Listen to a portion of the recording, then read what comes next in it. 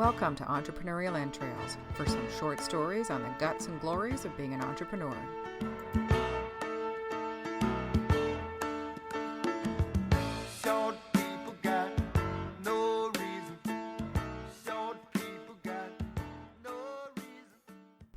Hey, this is Elizabeth Plouffe with Entrepreneurial Entrails, and today is actually Ballsy in review, and I'm a couple of days late because I had a technical glitch and somehow made myself sound like some kind of Chewbacca wannabe. It was very weird. So what Ballsy is, I've mentioned it before, is the women in entrepreneurship group that I started because, women can be nasty.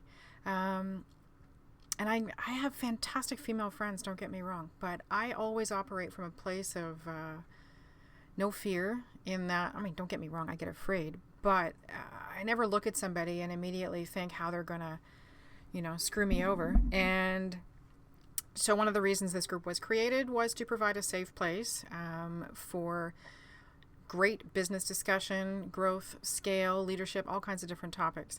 So this week with Ballsy, one of the ongoing topics between myself and another member has been how education opportunities can impinge on your personal life.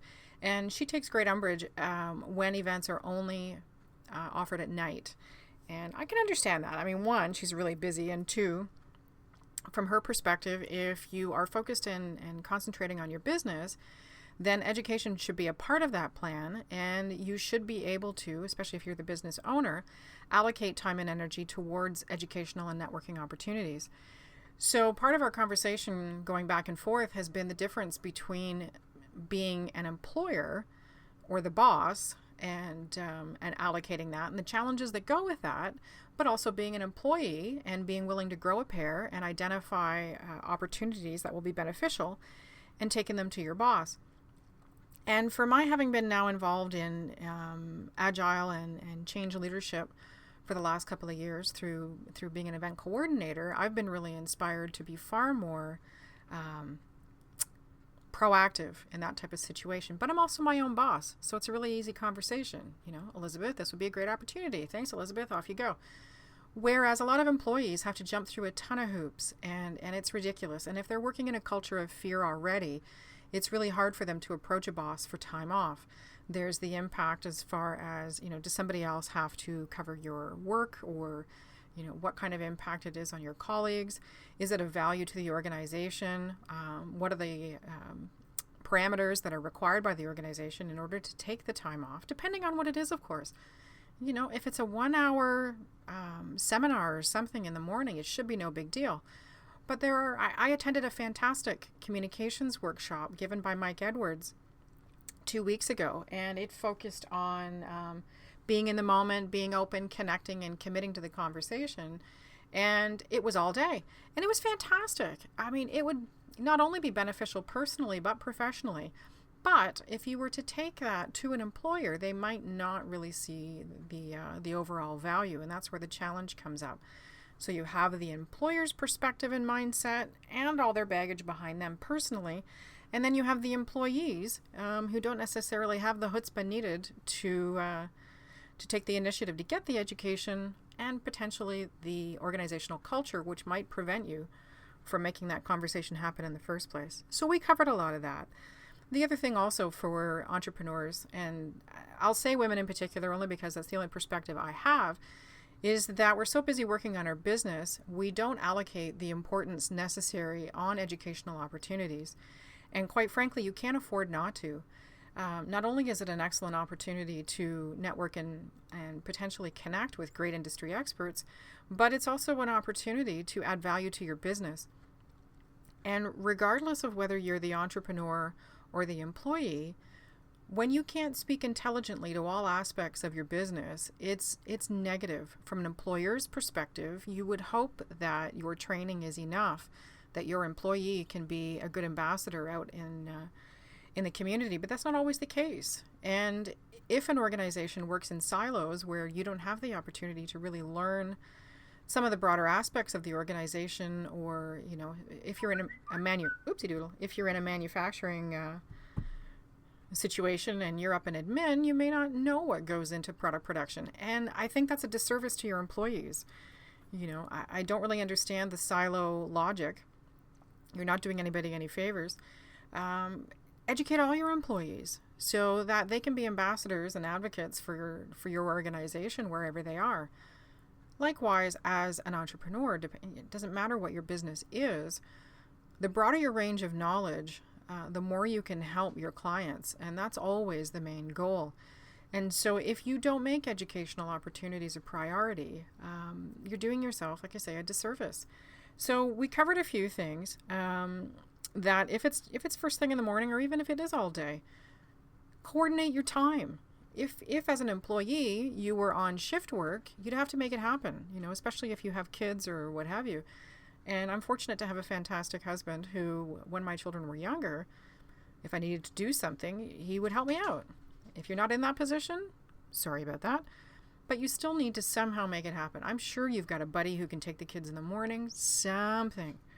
But the benefits of training, not only is it confidence building as far as your ability to speak to your industry, but just overall you feel more confident. I can walk into just about any room and talk about the weirdest things, not only about my profession, obviously, which is communications and event planning and what have you, but I read weird books on beekeeping and farming, and I love Avengers movies, and so my interests are quite diverse. And if you're struggling for conversation, there's always something you can reach back to. I've attended so many trainings and had interesting experiences that I've just got all this stuff to pull from, which is not boasting, it's just fact. It's one of the benefits. Plus, if you go to one of these trainings as an employee, you then have the opportunity to share it with your colleagues, which always reflects well on you. And if you're not one of those people that shares with your colleagues, well, you suck, and you're on your way to becoming a, asshat. So don't do that. Share with people, because that's what you should do. What's the worst thing that can happen? Nothing. It's all positive. So share with people. It's important to focus on your career. It's important to, not be sitting at the same desk that you were 10 years ago. And education opportunities are one way to do that. It's also an opportunity to increase your ability to communicate effectively. The more you talk about your industry, the more you talk about your job, the better you are at conveying the message clearly to people, which is always positive. And without focusing on your career as far as education, when I was reading Adam Grant's originals, he made the really valid point that if you don't have the power and the status within your organization, and part of backing up and creating that power and status is the education and experience to speak to what you're talking about, then your ideas were never going to get heard. You may be able to implement great change or great opportunity, but if you've never made any effort in the however long you've been at an organization to better yourself, and not that you weren't great before, but you know what I mean, if you've made no effort, then you're not going to be taken seriously. And any great ideas you might have are going to sit where they got formed, which is up in your noggin. And they're not doing much good up there. And Elizabeth Gilbert wrote an interesting book too called Big Magic. I'm kind of back and forth on it, but one of the points that she makes is, that creativity or ideas are made up of energy. And, it's not a woo-woo kumbaya kind of thing. She's right. And an idea can tap you on the head and say, hey, I think you're the one that can make this happen. And if you ignore the idea, it's going to float off and go find somebody else. And she listed a situation, where she had an idea for a story and, tucked it away and didn't pay any attention to it. And 2 days later, she met with somebody who had the exact same story idea, and they'd never spoken about it, which was really kind of bizarre. But, take the opportunity. So one of the other things that we talked about was the impression that your business card can make. And I know this is a bit of a divergence, but this is an educational opportunity. If you are a contractor, an entrepreneur, a consultant, what have you, it is really important that you put as much contact information on your business card as possible. And for God's sakes, please go out and get a business email account. I don't care what server you use. I happen to use Gmail. I know that I judge people when I see an email that says, fredsimports@gmail.com. I'm like, what kind of fly-by-night crap is that? It is unprofessional. And I know that's a harsh thing to say, but it is. Or God forbid you have Trixie Doodah@yahoo.com. I mean, Come on. If you want to be taken seriously for your business and generate leads and what have you, you need to take your business seriously.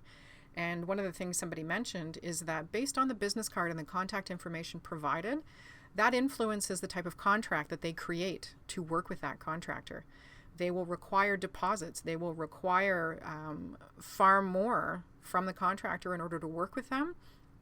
Because if something goes sideways and all they've got is some crappy, at gmail.com and a cell phone, that means you don't have a brick and mortar potentially. And then it's really hard to hunt you down and serve papers if necessary. And I know that sounds harsh again, but not having a brick and mortar, I don't have one right now other than my house, it does put people in a wary position more than we realize. And so as much as we are moving towards a mobile and remote work situation, it still has consequences that you need to handle. So provide as much professional contact information as possible, because it does have a judgment impact on the people who are receiving your business card. And I do remember the other thing I said was, please don't make your business cards black. It's makes it really hard to read black business cards in a networking situation. It makes it really hard to scan them if you use any kind of CRM like Evernote or Camcard in order to get your contacts into your list. It just don't do it. It's just bad. So to wrap it up, what we discussed was, the positive impacts of education opportunities.